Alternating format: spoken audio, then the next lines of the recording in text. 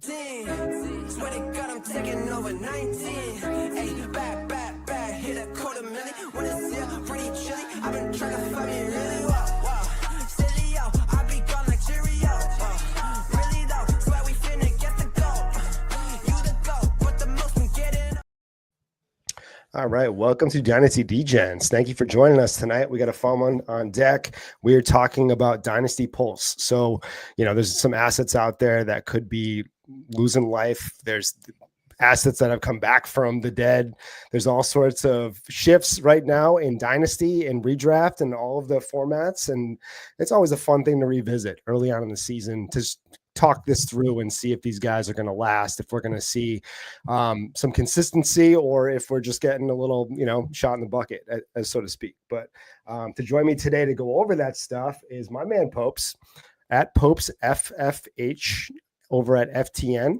Popes, what's up, man? I feel like we haven't been on a pod it's been like 2 years, I think, at this point in time. It's been a while, I will say that. It has been a while. I miss it, I miss you. I miss having too. fun, talking some ball. I miss you. Your kid It's tough, I feel like once we start diving in and getting in season and you start having some podcasts or not with the different people, like, it gets tough to squirt in there and then try to link up with everybody, or you just get busy and it's just easy to, I know with myself, or like with my podcast, like it's just, I do a lot of them by myself. So it's just like, with, like you said, hey, going on 3-year-old, sometimes it's easier just to roll solo and just get it done when I can and release it. So a little hard to find time, and then in season we get going. It's wild right now. Every day's got their thing. Waiver wire starts it, college football, you name it. It's got something going on every single day. So it gets wild. But yeah, I'm excited to sit down, talk a little bit before we get some Thursday night football. So. Speaking of college football, we are in the Tadpole Bowl. I think you and I are in the same division, right? You're in the Oregon one? We are. Yeah. I'm not looking good. I'm not not doing well. It is. I started out bad. It's all right. I'm leveling out. I started off good, so I'm leveling off. We're probably in the same. I think we have the same record at this point. But yeah, it is. Man, I can't get the lineup set in time. I got to go in there right now because is there games tonight? Now it's time. There should be. I don't know. It depends who you got. There's some. I know. That's the thing that always gets you, the Thursday nighters. The Thursday nighters and then the Fridays too. Like I'm always looking for Saturday, but then like the Friday games hit and you're just like, oh, I should have not left that guy in there at all. But it's a lot of fun. I'll say that. Yeah, it's just a blast. The fact that, they're doing the Scott Fish Bowl for college after all these years. And I think it's growing as a market grows. And I think that a lot of people are in CFF now. And it's just, man, Fraughton obviously is the lead ring guy on that. And I think it's just a good thing to offer up to people that were already doing that. And they get to play in a massive tournament, which doesn't exist, across the board for the most part for college. So I love that they're doing that this year for sure. Agreed. But let's get into it. Charity leagues. Yeah, charity league's the best, man. All right, let's get into it, man. We're talking about Chase Brown right off the bat because I think everyone in my DMs, everybody in my Discord is asking me what we're doing with Chase Brown. So we obviously see how Chase Brown started, under 2 yards per carry across the board. We're looking at 93 total yards for the entire season, 1 touchdown. It's been tough, man. It's tough. Obviously, losing Burrow for the season could go either way. Do you think that there's hope for Chase Brown? And do you think that losing Burrow might actually improve his stock in a way? I would say no to the improvement. I'm not overly panicking. I wouldn't say I was never a huge Chase Brown guy to begin with. I know that he was explosive coming out of Illinois. It was kind of an exciting player. Some people were in, some were out. I was a little bit more 1 foot out on him. I just didn't necessarily love the profile. I think he fit in a good spot in Cincinnati. I think we saw a good year out of him last year, kind of benefiting from that open passing game and the open lighter boxes a little bit last year. This year, I think when you start to get into some of the heavier boxes, not that he can necessarily not running it. But I think we're starting to just see that deterioration of that offensive line that now has gotten Burrow hurt again. You're seeing it now. Like, yes, Chase Brown has 2 yards per carry. But he's seen good usage. He has a 66% snap share, which is top 15 among running backs. It's just what he's doing with that at the moment. So you're talking about a guy that we've seen the high end ceiling to an extent, but he's really tied to that offense being good and getting the red zone work. So something he is getting, but you're not going to see a prevalent amount with Browning in there. And I think it gets better before it gets worse for him as far as the Browning stuff goes. Last week was a tough matchup against Minnesota. Like, I had a feeling that there's a good chance they were going to eat him alive, and they ate him alive. It's just a Flores defense against a guy that's backup caliber quarterback. Like, it's just who he is.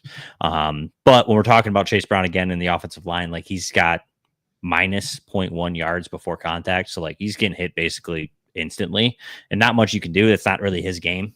He can make guys miss a little bit in the open field, but he's not necessarily even like Ken Walker, who can kind of, in a phone booth type, get away from somebody, who we're going to see tonight in the Seattle game, or players, or even an Ashton Genty, where you can kind of like, you can run him over and kind of make a play and move on. Mm-hmm. So that's not his game. He's really a speed guy, kind of get hit the hole and go. And he's not going to have that with Browning. So I think Chase Brown's really a really good candidate for like a buy low, 1 year away from contending type of player. Like, Burrow's going to be back. They're not going to, although the injuries keep stacking up, like, they're not moving on from Joe Burrow. Let's be honest. Hopefully this year, again, they can now figure out, we need to really address that offensive line. And they can do that. That would also help Chase Brown, and kind of a guy you could plug in next year. But again, I don't want to trade for him unless I know I'm close, because Chase Brown's window is closing each year. So for me, I'm not panicking totally on him. I do think that he's trending down a little bit, but I was never super high on him. But I think he's kind of leveling back to probably where I have him, from where the market had him prior to the season. Because I know I was even thinking of raising him a little bit as far as that went. But I do think that we're seeing a guy that is just not benefiting from the offense that he was last year. So you had those red zone touches, you had the lighter boxes, and you're going to start to see that. And I think that's going to affect him a little. So I know some people are calling for Taj Brooks, but I like Brooks. I just don't think he's taking the job. So I think Brown is fairly secure. I just, not a guy I'm like going to get unless I'm in like a particular spot in my Dynasty league right now. Yeah, it's a tough position to be in with Brown, because you are in the assumption that, when Burrow comes back, this offense is humming and it's going to be more efficient, that Brown is going to get an uptick. There's always the worry that, he's somebody that doesn't have that super high DC. Does he get drafted over next year when they're trying to strip it down and figure things out? Who knows? Taj Brooks is back there. Taj Brooks, I think you and I know him pretty well. I followed his college career, and I think that he's one of the best processors in the game. I think he's one of the best blockers in the game, but he doesn't offer the skill set that Chase Brown does. He doesn't have that ability, that game-breaking speed, that ability to just kind of blow it open and really just like have that massive, 87-yard touchdown, or just, he's not that guy. He's definitely not going to be the one that changes your offense around. So I don't think putting Taj Brooks in this position makes the offense any better or has the run game become more efficient. It's not going to happen, but I think he's very much was drafted as a replacement to like Zach Moss and Samaje Perine. Like, that's like, I think that their long-term goal that's what Taj Brooks would be. It's like that spell back to Chase Brown. So yeah, that's where I agree with you, where like, I don't think he's coming for the job, but still could see an expanded role, obviously. Yeah, I think their offense, they're pretty much waving the white flag right now at this point. I think that it's going to be a tough year for T. Higgins, for Chase, everybody, especially their skill players. I think they're going to take a massive hit with Browning in there, but it's going to be smart. I feel like they just have to just let it sink. I feel like they end up in that middle area too often. All the guys are locked in, like as far as their skill positions guys go, like their defense is fine. The offensive line needs a lot of work. It's always needed that work, like we know all the memes and everything from, when they drafted Jamar Chase in the first place. But yeah, Burrow's not going to be protected. There's no point in, like coming in and trying to draft anything but offensive line and securing that up for their quarterback. I mean, they pretty much lost him 2 of the last 4 seasons, and a lot of that has to do with protection. A lot of that has to do with Burrow not being in a position to, get the ball out of his hands quick enough. And it's unfortunate, but Chase Brown he's a hold in your mind, like if you have him in rosters where you're competing, I don't even know what you can sell Chase Brown for right now. Even if you were trying to move him, it's a big time sell low situation if you're going to sell him right now. It feels like a guy you're going to end up having to package with like a pair of something, maybe trying to improve at a different position, using him as a sweetener and going down, we'll say, at the same position for somebody that's not so prevalent on a name basis. You might be able to get like, trying to think, like Woody Marks, and then like say you go from so you're going from Woody Marks to Chase Brown, and you send like, I don't know, Amon-Ra St. Brown, and get back like, trying to think, like Garrett Wilson or something. You know what I mean? Like you're kind of like, you would go down at receiver, up at running back, and kind of like a back and forth ish. I don't know if that deal would really work, but those are names that popped in my head that feel like they're around the same jump. Woody Marks probably too low. You'd probably be a little higher, but yeah, you get the gist. Would you tear off of Chase Brown for like a Montgomery, like somebody like that, like a Montgomery Kamara, and possibly if I was a contender, yeah. And you would obviously would improve on another position or get some sort of pick, jump or something like that. Obviously I'm not telling you to tear off these guys 1 for 1 at this point, but yeah, I don't mind market. That. Like you said, if you're a contender, like pulling Montgomery, if you could go from Montgomery and get like a late second or mid second and Chase Brown, it seems a little rich. So it might not happen. You might have to send like a third or something, just because I think the value on Brown is pretty sunk. But if you could go down to a guy that's going to be more productive this year as a contender to, like you said, like Montgomery or Kamara, like, and Kamara's dicey too, because like, we're kind of seeing a trend at this point. Like the Kellen Moore offense isn't really targeting him.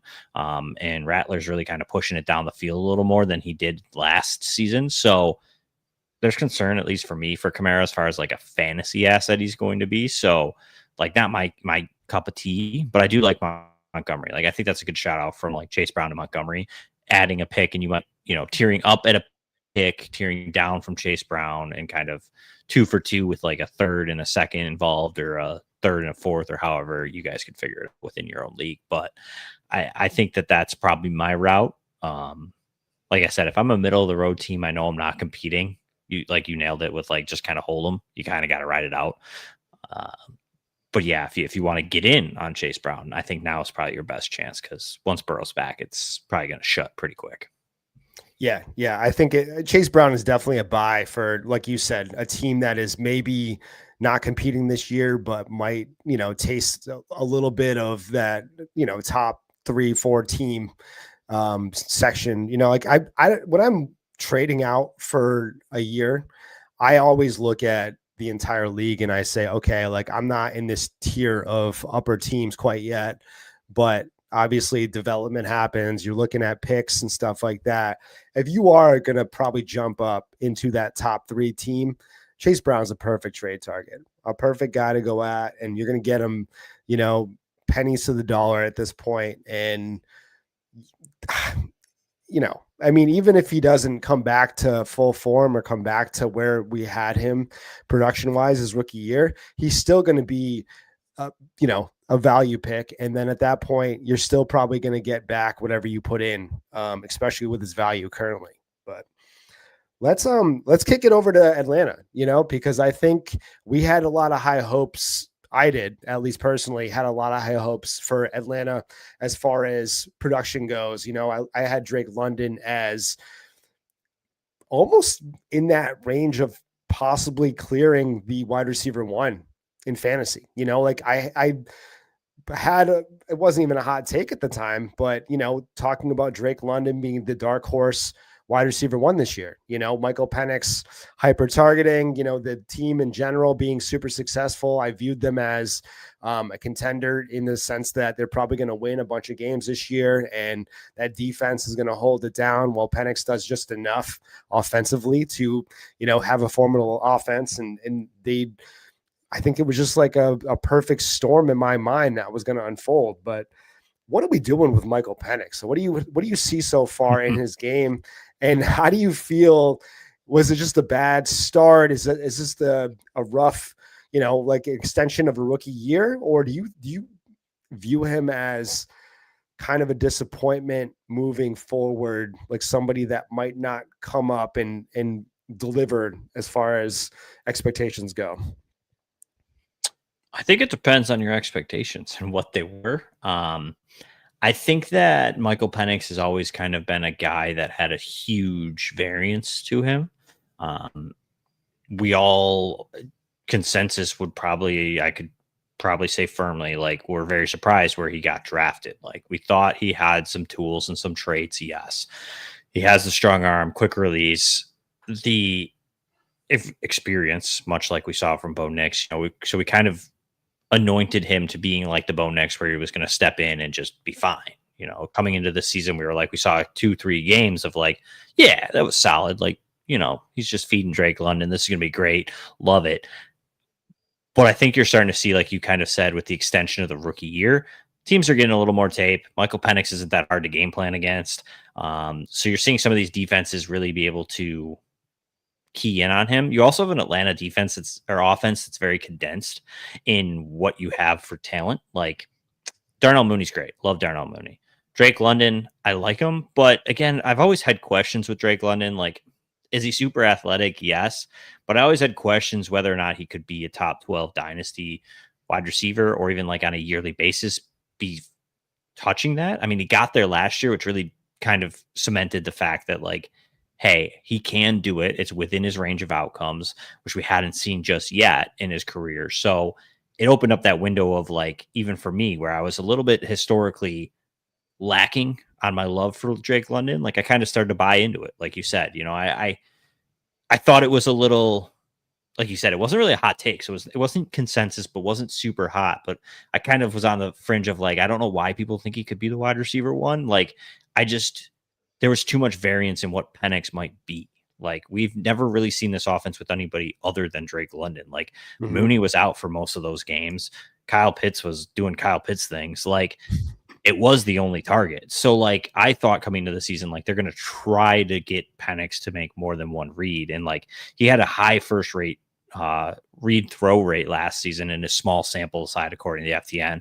And then he also had one of the higher deep throw percentages. So, like, he was just kind of YOLOing it, not necessarily full on like close my eyes and YOLO, but like just straight up tossing it up to Drake London. And that was about all he was doing. So that's not going to fly. And I feel like we're still seeing a little bit of that right now. So until they can kind of develop the offense a little more, it's a pretty easy defense or offense to like game plan around. It's going to come down to like players making plays. And unless they do, like, Penix is not ideal. Like, he's really Kirk Cousins-esque, Derek Carr-esque. Like, he has some rushing ability. We've seen one rushing touchdown from him this season, but he's not, Josh Allen, Lamar Jackson. Hell, he's not even Patrick Mahomes. Like, he's just kind of, one step up from the Peyton Mannings and Brady's, where he's going to get you a little rushing touchdown here or there. Probably, honestly, like, prime Aaron Rodgers. Like, Rodgers has lost a step, but like when he was younger, he could scramble a little more than what we saw. I think Penix can give you that.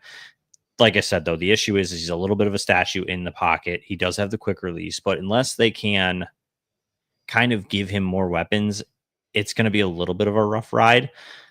And I think you're still just seeing that. He's a young quarter. I mean, he's old in NFL quarterback standards, but he still hasn't played many games. Tape's getting out there. The defenses are evolving. And honestly, a lot of them are running a lot more. I know there's a tweet earlier today I commented on about like total offense right now is at like kind of a century low as far as it's going, as far as yardage in the first 3 games. And a couple people put on there as far as like 2 high safeties and stuff like that. Like teams are taking away the big plays. And that's kind of how Atlanta's offense lived last year in Penix's time. So now they're like, okay, well, let's take this away. Let's make him move the football down the field. And we're seeing a little bit more struggle. Like last week was an outlier. Like I don't think it's going to be that bad all the time. But I was never high on Penix as a fantasy guy. I think he could develop into a good NFL quarterback, a quality mid-level type of quarterback. But I just don't think for fantasy, he's not Matt Ryan. He's not Justin Herbert of the years where Herbert threw for like a bajillion yards. He's not Joe Burrow where he's got 2 elite receivers and he's chucking the ball over the yard. Like they throw at a high rate, but they still have good running backs. And I think that you're looking at a guy that is getting pushed up the rankings based on draft capital and kind of hypotheticals that we just haven't seen yet. So for me, I was out. Like I was kind of in the boat of selling before the season starts. And Casey does totally flop. Like it was a huge variance. Like he could have been great and he could be what he's kind of given us so far, which is not really a good fantasy quarterback. So I'm not out yet. It's still early. I'm not ready to judge. I think we're at this would be like his 6th game, 7th game, maybe. So like it's too early to call it. And he's shown good things on tape. So I think it's still a long road before we're pulling the plug on him. I just don't think that we should expect him to be this elite tier. And I honestly don't think he's going to get Drake London there just because he's being targeted pretty high, heavily. I'm trying to think off the top of my head. I don't know if you have it pulled up, but like his target share, I think is in the high 20s. Let me double check. 24. Super high. So yeah, 24. 24. So it's pretty high. Still not as high as you would assume it would be, considering he's the only wide receiver on that team. Yeah, last year I think it was up in the 28 range in their small sample size together. So it's down, but it's still top 15 according to FTN data. So like he's still pretty heavily targeted and kind of the guy. So it doesn't make me out. I just don't know. Like I said, I think if you were expecting a top 5 finish from Drake London, you're probably disappointed and you're not going to get there. Is he still going to be a quality wide receiver 2? Yeah. And he'll probably have wide receiver 1 games for sure. I can see him scoring 2 touchdowns and going for 130 yards at some point. It just might be more matchup based as far as what you're getting out of him. Yeah, I mean, with the Michael Penix idea, for me, like ceiling wise, you're looking at somebody like a Jared Goff. You're looking at somebody that doesn't have the rushing ability, doesn't have that dynasty value when you're talking about PPR formats or anything like that, where, they're going to work with their legs. He's not running. He's not doing anything outside of the realm. And you're right. He doesn't offer up that Herbert Burrow, just the way that they play. It's not, he's in the middle there. He is that Kirk Cousins, that guy that he's a good game manager at that rate. He's not going to elevate wide receivers. Like the wide receivers essentially have to be elevating the quarterback at that point, and I don't think Drake London is going to be a, tell all be all like wide receiver 1 when it comes to his elite ability. It's more, he is that guy. He is a Garrett Wilson. He is somebody that will produce with, anybody, but he's not going to give you those elite wide receiver 1 numbers without somebody that is, fairly good at quarterback. I don't think it's just, you're not going to like plug and play anybody with a Drake London as you could probably plug and play with like Malik Neighbors made Russ Wilson look pretty good. Malik Neighbors made DeVito look pretty good. There's wide receivers out there that are going to elevate the quarterback. I don't think Drake London's that guy. I don't think Drake London is going to make Penix look amazing. I think that there's going to have to be a symbiotic relationship between the two at that point. Right. And the second year quarterbacks in general, we're looking at regression. I think that's just normal to have tape, even though we only had 2 games in. What about Bo Nix? How do we feel about Bo Nix right now after the couple games that we've seen? We've seen him regress tremendously when it comes to pocket presence, when it comes to the ability to get the ball out. He's holding the ball. He's taking a lot of sacks. He is showing things that weren't being shown his rookie year, and I mean, let's move it over to Bo Nix for real quick. And going from Penix to Bo Nix, what do you see with Bo Nix? Do you just see somebody that, much like Herbert year 2, has trouble adjusting to the fact that they have game film, the fact that they are, in on the way that he moves, the way that he throws, the motions, the ticks, everything? Or is there more to that with Bo Nix? Bo Nix was a huge dynasty sell for me in the offseason. Started a little Substack before the season, and that was my only dynasty article is dynasty sells, and he is in there. Prior to the season was just because of that pure fact. I feel like last year they relied on his arm a little bit too much. They relied on his legs a little too much.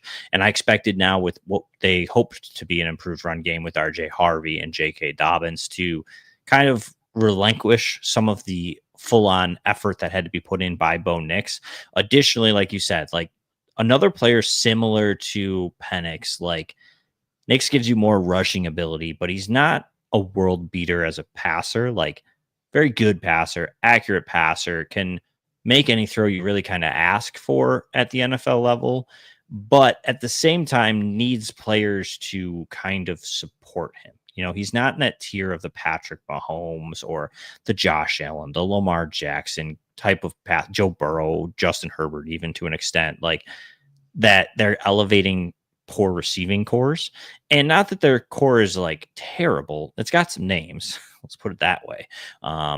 Some guys that have been disappointments, some guys that put it on tape in college and we haven't seen a ton of yet from the NFL level. Troy Franklin's a nice spotlight so far this season, but I do think that Bo Nix was always due for a regression.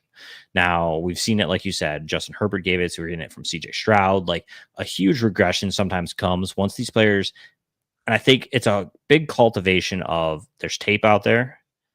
Additionally, what Bo Nix benefited from was like kind of like Sean Payton coming in, and like the NFL didn't have much on Sean Payton in recent years. So like he had a little bit of an advantage there.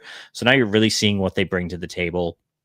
You're also looking at players that sometimes these second year quarterbacks, like when you have a good first year season, like there's an expectation now. Like, look at CJ Stroud. Like, you came in and you had this historic year. Bo Nix even had a pretty solid freshman year, and you're looking at it, and now there's expectations in year 2.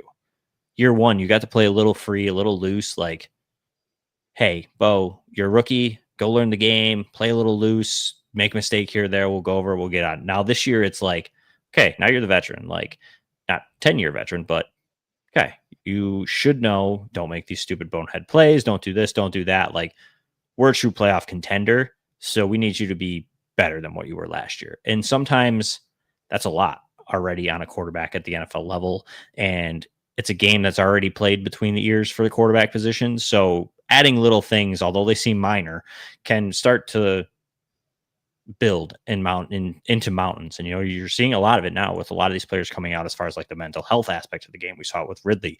Xavier Legette's dealing with it a little bit now. Like, those are the two that come to my head, at least at the moment. Like, I'm sure there's more that you start to compound this stuff because, like, yes, they're NFL players, but they're much like all of us, they still have a life outside of the NFL. Like, it's just really their job. Like, yes, it's a fun job, but it's a job.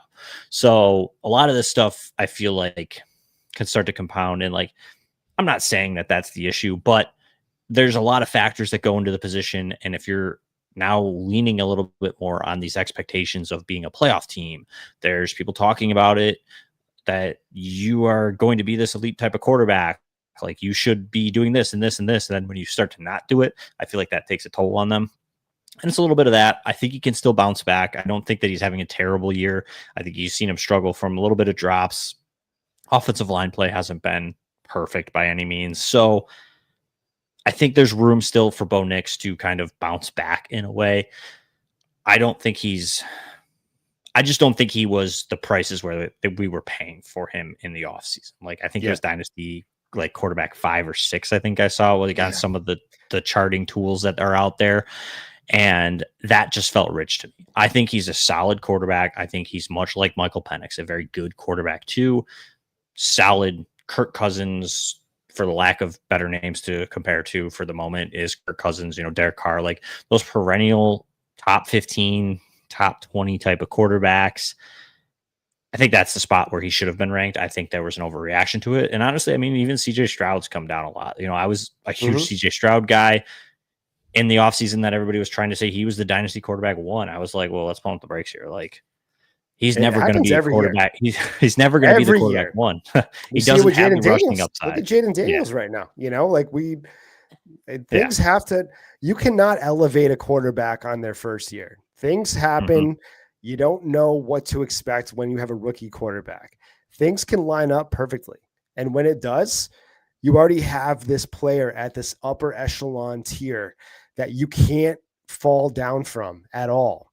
You already have him at the ceiling, and Bo Nix was at his ceiling last year. And that's the reality, much like we saw Justin Herbert and CJ Stroud, the rookie years. You can't go up from that. You can't go up from 30 touchdowns. Like, you can't just you're not going to be able, regression's going to happen.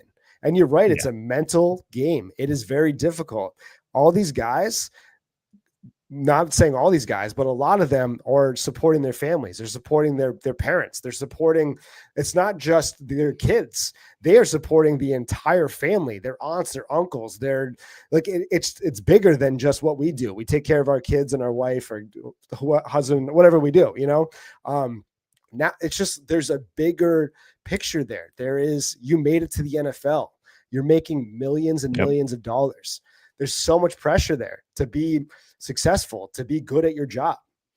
And I could only imagine trying to silence the critics of it as well. They say they don't listen, but how can you not listen in an aspect of today's social media world? You go on the internet, unless they're just not on the internet. I don't know. Maybe some of these guys don't, but some of that stuff's just out there. You're going to find it. It's going to come up.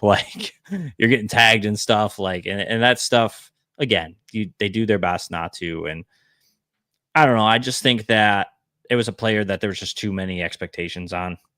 And I think that's what you're getting. I feel like people are disappointed because you set your expectations too high. Not that we shouldn't reach for the ceiling, but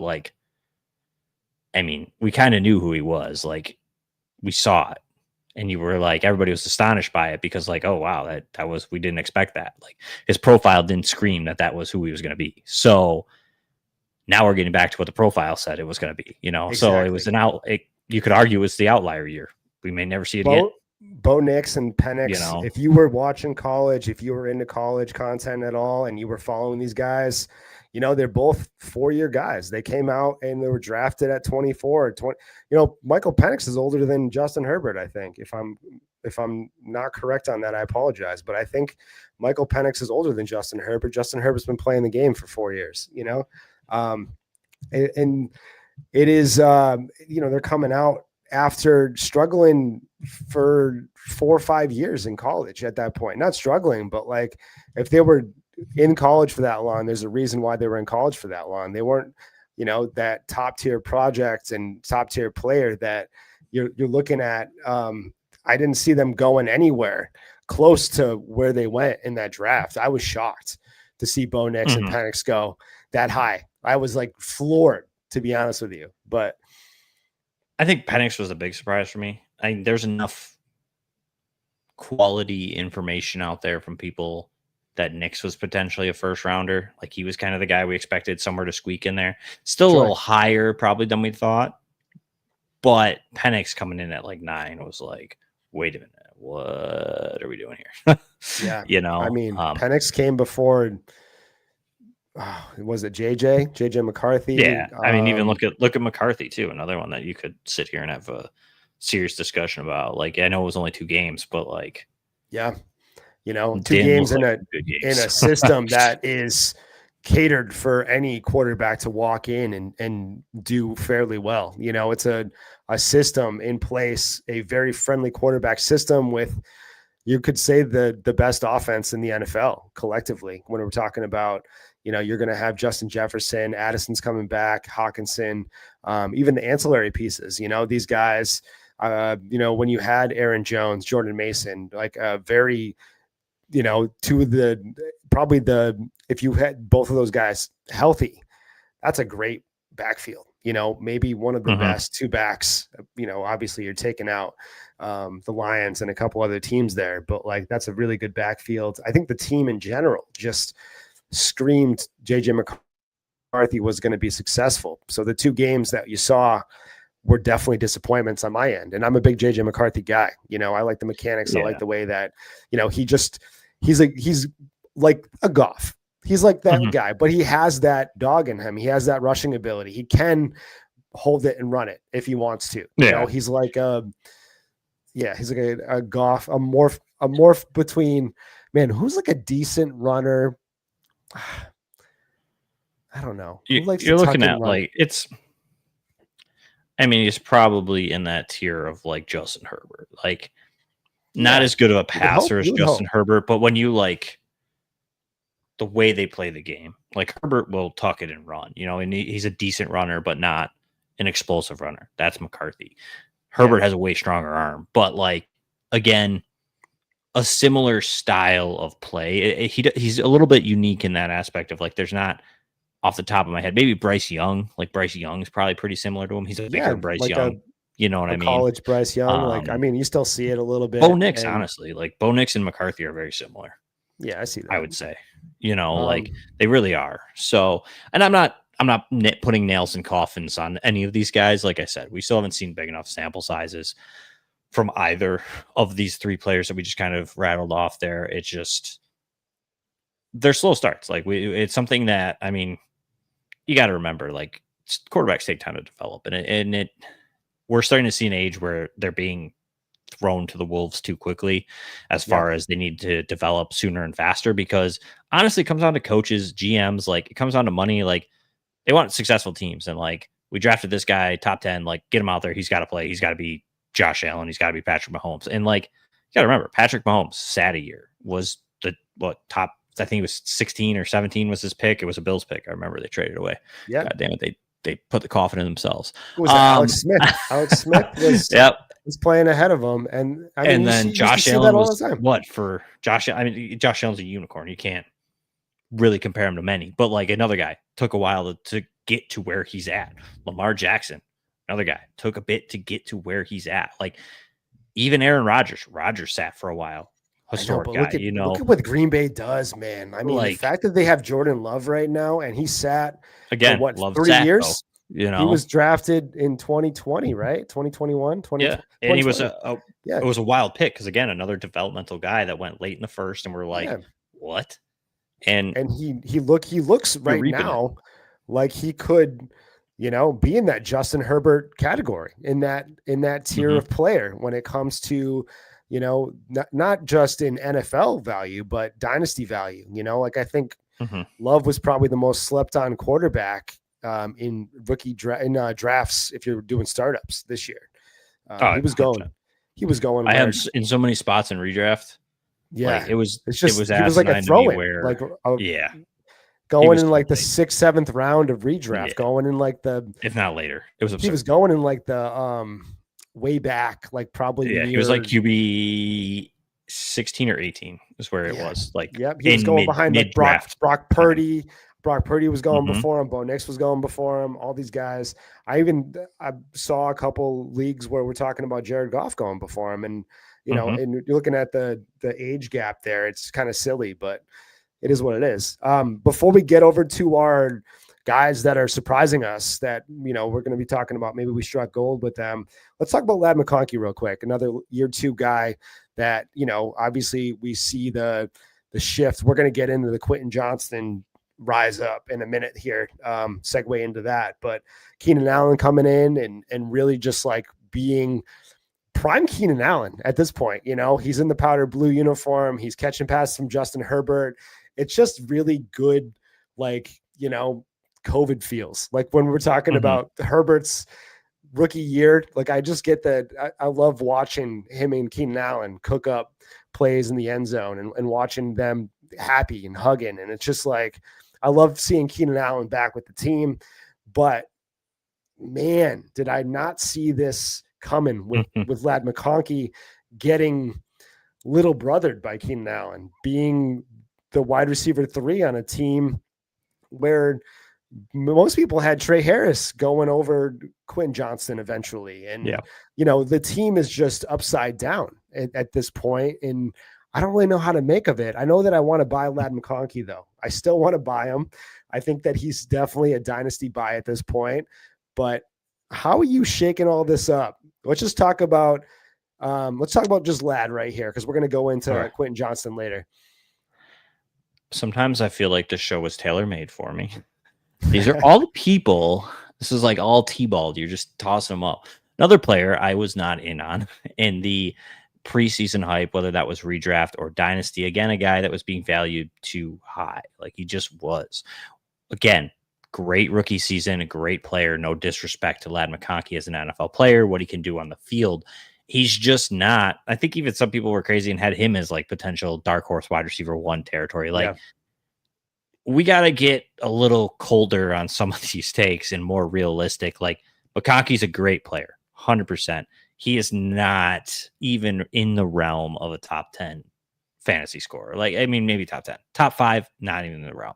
Like he just doesn't have the traits to really do it. Like it doesn't mean he's a bad player, and it's not the disrespect to it. Like he's in an offense that they added a ton of pieces. You don't add a ton of pieces when you think you have a Justin Jefferson. Like you're looking for accessory pieces. Sure. Like they spent high draft capital on Trey Harris, a perimeter guy, when you already had a former first rounder in Quentin Johnston, who you obviously really like because he's the main focal point in your offense at this moment. So you didn't fully address the position, obviously attacking Omarion Hampton, but the writing was on the wall a little bit for it, of like they spent a first round capital on a running back. They brought in a free agent running back. They added Trey Harris. Like they added some free agent tight ends. Like they kind of were screaming like, we're going to take this offense a little bit of a different direction. Not that McConkey, I didn't think this start was what was in store for us for sure.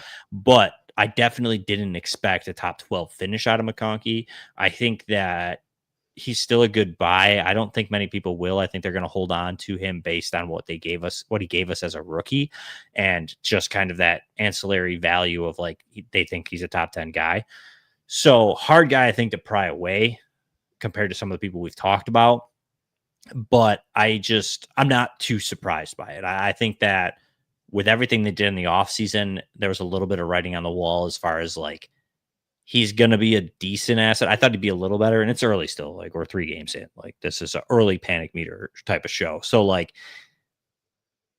it's not looking great, but dynasty wise, it still looks fine. Like Keenan Allen isn't going to be there forever. Like, but in the short term, like I kind of thought, Keenan Allen's a little bit like the go-to. I could feel like that old connection from him and Herbert, the comfortability would have been a little bit stronger, even though they had a year with Ladd McConkey. So I'm not panicking because I kind of expected it.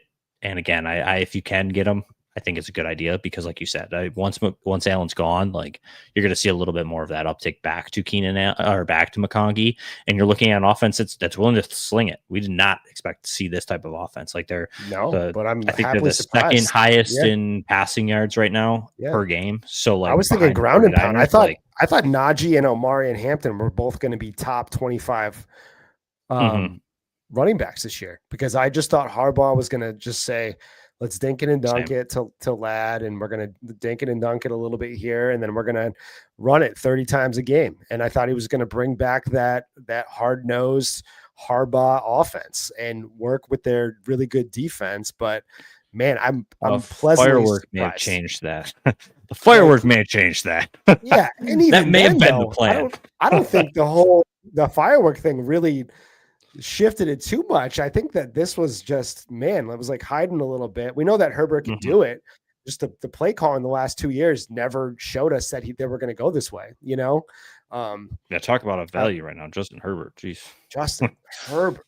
Yeah. Herbert, love, big time surprise values, and I love it. Ladd, I'm with you on. I never had him. People had him as an Amon-Ra St. Brown value. People had him like, I was way like, up there. What are we doing here? Like, what are we doing here? Drop him down. I would put Ladd in like a Rashee Rice category, I think. Like maybe not even like that. If Rice comes the offense back, stays the same, I would say that. Like long term. Yeah, like I Keenan Allen's not going to be on the team forever, and we're going to see things shake up a little bit. We're going to see shifts and whatnot. But this year is a tough pill to swallow at this point with Vlad McConkey. I'm curious. I feel like for you, like, would you try to get him right now, or would you like? There's part of me that wants to almost play the game of like wait a few more weeks. Like I don't see the offense shifting. Like Johnson's hot. Allen's hot. Like, if he puts up a couple more dud weeks, like, I wonder if his value drop even more. Let me ask you this: Like, would you rather have Brian Thomas Jr. or Ladd McConkey right now in Dynasty? Probably McConkey. I wasn't super high on BTJ either, but yeah, I think I saw some stuff honestly right before I jumped on here, like where he potentially got injured at some point early in the with his wrist injury that they've been mentioning. So like, and you see he was kind of laboring with it. It's just a real quick clip. I saw it right before I got on here, so I didn't do too much diving into it. But like, it could be an injury. You know what I mean? Like, you don't want to like. Trevor Lawrence is Trevor Lawrence, and I think Trevor Lawrence on there. I don't remember if he was in the show, but like, I think he's on the show sheet if I remember correctly. I didn't. I was going to skip right over him because I think we know what Trevor Lawrence. Trevor Lawrence is Trevor Lawrence right now. Yeah. We know what he is. He's never been. I guess he's never lived up to the expectation of Trevor Lawrence. And I think that's a fair assessment at this point that he's never going to be the guy that he was drafted to be. Mm-hmm. But tying it back to BTJ, like we saw it even last year. Like Amari Cooper got that wrist injury coming right to Buffalo and like just disappeared. Like it sounds like receiver wrist like can't be, but like that's a pretty important body part for a receiver at the NFL level. So like if he's trying to favor it a little bit, I could see a little bit of like, I know people have been calling him out for like not taking the hospital balls, as we like to call them, and like just manning up and taking the hit, as people like to say in the world. But if he's nursing an injury, I could see a little bit of the inconsistencies because he also has a pretty high drop rate at the moment, at least charted at FTN. So I think I still want McConkey. I just like the quarterback position a little better and like what the offense looks like. Because I anticipate Keenan Allen's role to be McConkey's moving forward. And so like, and we saw it last year. So like, I think I would go with McConkey just because like we're seeing the beginnings of Travis Hunter. We don't know what Liam Cohen's going to do. They may add another receiver next year. We don't exactly know. There's a lot of question marks, at least in Jacksonville, with a quarterback that's subpar to what we were hoping for and locked down a little bit. So little torn. Yeah, I think I'm going to go with the quarterback. I got to go with Herbert over T-Law at this point. And I think that, Travis Hunter's usage probably is going to develop into something a little more right now. And I don't think Trevor Lawrence has the skill to really produce two fantasy wideouts at this point. I don't think that it's sad. It's from what it was, but it is. Before we go over and jump into the Quentin Johnston talk, we're going to jump back over to, sorry, I keep jumping everywhere, but we're going to go back over to FastDraft. So we're going to be talking about their DFS platform that they have. So it's a daily fantasy platform called Quick Six. So it's a Quick Six pick. So you pretty much pick 6 players and then you can multiply them, go against them. I can't explain it very well, but I've been doing drafts nonstop, day in and day out. If you go over to FastDraft, use our promo code DGEN, DEGEN. That's going to give you up to a $50 deposit match. So let's listen to our guy right now, Podfather, and then we'll come right back. Pour one out for an incredible best ball season. It was a breakout 2025 for FastDraft, but now the NFL action has started. That means it's DFS season. That's right. You might think, oh, wow, DFS, I can't win DFS. Oh, but you can on FastDraft. You just pick any 6 guys, and you put them in a handful of booster spots. There's no salary rubric you have to follow. You're not going up against thousands of killer bots in these tournaments. Oh, no. These are regular people grabbing their 6 favorite plays of the week, and that's all you have to do. And we post the ownership so that you can choose how much chalk you want. There is no drafting. It's called the Quick Six Super Slam. The Quick Six Super Slam is the signature DFS contest at FastDraft. It is changing DFS. We are making DFS great again. So go to fastdraft.app and use your host promo code for a $50 deposit match. And let's go start drafting faster.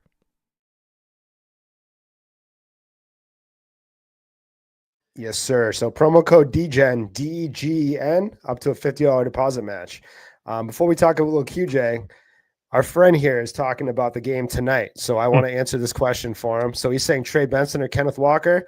That's Kenneth Walker fairly easy for me. I know that Zach Charbonnet was just – so Zach Charbonnet's playing tonight.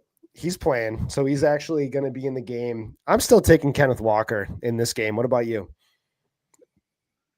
You might not. I'm going to lead into Trey Benson. We're not going to. I have Trey Benson ranked a few spots higher this week for this. In large part, Charbonnet. I mean, it was most of the week I've had him higher, but Amari DiMercado didn't see a ton of work after Connor went out last week. I think they're fine. They were already expanding Benson's role already this season and at the tail half of last season. And we even had Connor in the offseason mentioning like you're going to see more Trey Benson. So we are seeing a looser, freer Trey Benson, thinking a little less, reacting more, and just making some really nice plays out there. Very explosive runner who we've seen at his days at Florida State. So I think that he's going to have a majority of the touches. I think immediately Zach Charbonnet kind of becomes, again, a 50-50 split. And what we saw early on in the season, like Charbonnet's their red zone guy. He's a downhill guy. He's going to get you what's there and a little bit more and run the kind of the designed play. Walker's your explosive home run hit. Still think Walker is a top 20, 24 type of guy. But I really think Benson could squeak into the top 12 this week, getting a couple touchdowns. Seattle's matchup is not ideal, but I do think that the way that offense is going and what they'll probably try to do, at least against Seattle, because the secondary has been very, very good. They're going to have to get the run going. So I think Benson could be in store for a good game today. So I'm going to ride Benson. All right. Ride Benson, man. I like that. I mean, I think that Charbonnet definitely is going to get a decent workload. I don't know what it look like game one when he's back. I don't know if he's going to be fully healthy. I'm not really sure. But, yeah, you're right. He's going to see goal line work from Zach Charbonnet for sure. He's just got that body type. He's definitely that bruiser back. I think that they're going to probably try at least a couple times wherever they are, especially at the goal line, to get some short yardage from him. But before we get out of here, we got to talk Quentin Johnston because I've been saying his name nonstop. Is this for real? Because I mean, he looks for real. We're looking at somebody that is the wide receiver one in a room where we have a Lad McConkey, we have a Keenan Allen. The team in general looks like it is revolving around Quentin Johnston. He's getting the first read. He's really going against the top guys in the defense, and he's doing it well. He's being successful. He's showing that he can catch the ball. He can ball track now. He's looking like an actual complete wide receiver in comparison to the last couple of years where we're just seeing a guy that he doesn't know where the ball is, doesn't know how to catch the ball, doesn't really know this timing, So I know it's a short sample size, but are you in on Quentin Johnston? Are you buying? Are you drinking up the milk right now? I think so. We always see one of these guys that's, that mid-career breakout. And I feel like this is an astonishing take, but a guy who entered the league as a raw athlete, kind of coming around now that he's learned how to play the position a little better, doesn't seem too wild to me. It was a guy that we had hyped up. We loved the ceiling that Quentin Johnston brought to the potential of the game. But coming out of TCU, it was very evident he didn't have the technical side of the game down pat just yet. So I think we're starting to see where he's developed that a little more. And it was never a question of whether he was a good athlete or if he was going to be able to compete against top tier NFL corners. Like we always knew that he could do that. It would just come down to, like we said, the technical side. Catching the football was also a struggle for him a little bit coming into his first few seasons. So we're seeing all this kind of come together and paint a very pretty picture. Do I think this torrid touchdown pace continues? No. I think we do see a regression. I don't think he finishes as a top 12 receiver by any means. Same with Keenan Allen, like two pleasant surprises, but we do have to be real a little bit about it. Do I think they're fantasy viable players the entirety of the season? Yes. But if you are reaping the rewards of him being like a top 5 guy and he's kind of the core of your receiver room, like don't get used to it. Like I don't think that's here to stay. I do think though longevity in Dynasty is here to stay as a quality flex player. Once this offense kind of levels back out, like right now, it feels like they're heavy one way, leaning on Herbert a little more because Hampton is a little bit struggling to grasp the NFL running back position. We saw him kind of break through a little last week, and hopefully we see that again this week against a very softer Giants defense. So we'll see how this all folds out, but I would expect the Chargers to regress back a little bit more to a little bit more running than what we've seen. This isn't a normal Greg Roman offense or even a Harbaugh-led offense. So it's a pleasant surprise, but I expect regression. But I do believe Johnston is still a fantasy viable player for at least this season and likely moving forward. Because I think he's going to be a hard sell no matter what. Like you can still sell, hey, he's the dynasty or he's the wide receiver. Like I think he's like 5 or 6 right now. What do you want to give me for him? People are still going to be like, yeah, but like he was terrible. Like he's not good. So, you know what I mean? Like it's hard to wash that away. So yeah. Is he a sell in your mind though? Are you going to try to? You can't buy him, but like, would you say that this might be a ceiling and you could sell him in Dynasty right now? If someone's willing to give something to you for him, sure. Yeah, I mean, if you that's where I was going, less of like me buying him. Like honestly, I think you could probably go get him fairly affordably. I think that that bad taste is still in their mouth. It's almost like Kyle Pitts. Like no matter what Kyle Pitts does, everybody's going to kind of be like, yeah, but like Kyle Pitts here, like we're going to go back to bad, right? Like it's coming at some point. So a lot of people are looking at him as, like in that Garrett Wilson range now. And I think that is a mistake, obviously. That's what I'm saying. You know what I mean? Like it depends on the temperature in your league. But like, if someone came to me and they were like, I'll give you Quentin or Garrett Wilson, you give me Quentin Johnston in a second, I would probably just smash that and take Garrett Wilson all day. Yeah, if we're close in that temperature range, if that's the consensus, yeah, I mean, I'm moving Quentin Johnston 100%. But yeah, I just don't in real life. I know it sounds weird because it's probably out there, and that's why that's a relative territory. Like, it just doesn't feel like real life, like fantasy leagues. Like, I don't see that being a viable trade. Like, I feel like if I went to somebody and said, hey, what would you give me for Quentin Johnston? Like, if you're giving me a second or more, I'm probably taking it. To be honest. I feel like you can sell Quentin Johnston for a first right now. I think you can get a first. I got him somewhere. I don't own a share. I got enough dynasty leagues. I got enough dynasty leagues. I got him somewhere. I don't know one share of QJ. I was completely out on him his rookie year. I said I'm good. I'm not doing it. But all right, brother. I got him as a screaming value in a startup like 2 years ago. I got Herbert and I was kind of like, it was late and he was like super cheap, and I was like, hey, what if? And I like stacked them together, and I'm like, what if? Like whatever. There's no one else. Yeah, I mean, he was. I'll give it a shot, and it seems to be working round, 19th round at that point. Yeah, it was like he was way back there. We're talking about I think he was around Burks territory. Yeah, he was really low. Like guys that were like, you're like, okay. I mean, at least he has a first round draft capital potential upside. So. Yeah. Like the Treylon Burks, you're like, well, he's a first rounder, and like, I'm getting him in the 19th round. Like, he's got to have some value, right? No, but still, maybe it's always worth the tap at that point. Before we get out of here, tell everybody where they can find your content, what you have done, what you have coming up, anything that you want to plug. Drop it all, Popes. Let them have it. All righty. Thank you, first of all, for having me on. This was a lot of fun. And yeah, you can find me. You mentioned it earlier, the X account at Popes FFH, also on Blue Sky there. Those are really the two social platforms I'm on.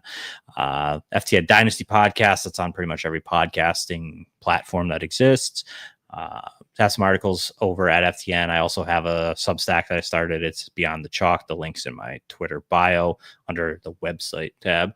So you can check that out if you want. That has some weekly article stuff, waiver wire, kind of the redraft, a little bit more redraft geared right now with like start sit stuff, Survivor League stuff, fan waiver wire stuff like that. We'll have more dynasty stuff and rookie stuff, obviously, as the season comes closer. and then rankings and all that stuff's over at FTN. So either one you can find me. Easiest, like I usually say, is just the Twitter. I post links on there. So just toss it onto Twitter or Blue Sky, and I'll post the links, and you can click on it from there and consume what you want. But rookie season's coming soon here, so I'm getting excited for that. The scouting reports and stuff should be coming out over at FTN fairly soon. Coming up, dude. Life is just moving, dude. I don't know. Now that I have kids, life is too fast. But time doesn't exist anymore. It's just light years. You're just like, it's just instant. Like, what are we doing, man? But yeah, my baby now turns 3 in 2 weeks. So that's crazy. Yeah, that tells you. My baby time flies. Turned 3 in February. So yeah, man. I remember when we were talking the last time you were on, they were babies, So yeah, Ben, I appreciate you coming on. Let's not have another 2 years go by before we jump on together, man. Let's make it 3 now. Yeah. Let's go. I'm going to go watch some football, and I got a couple videos coming out for the weekend. So just definitely follow us over on Player Profiler now and look out for the DGens videos. We have a couple things in the oven right now that should be ready for you guys probably Saturday, Sunday. So I appreciate everybody joining us today. Anybody in the chat, appreciate you guys. And I hope you enjoy the rest of your night. Peace.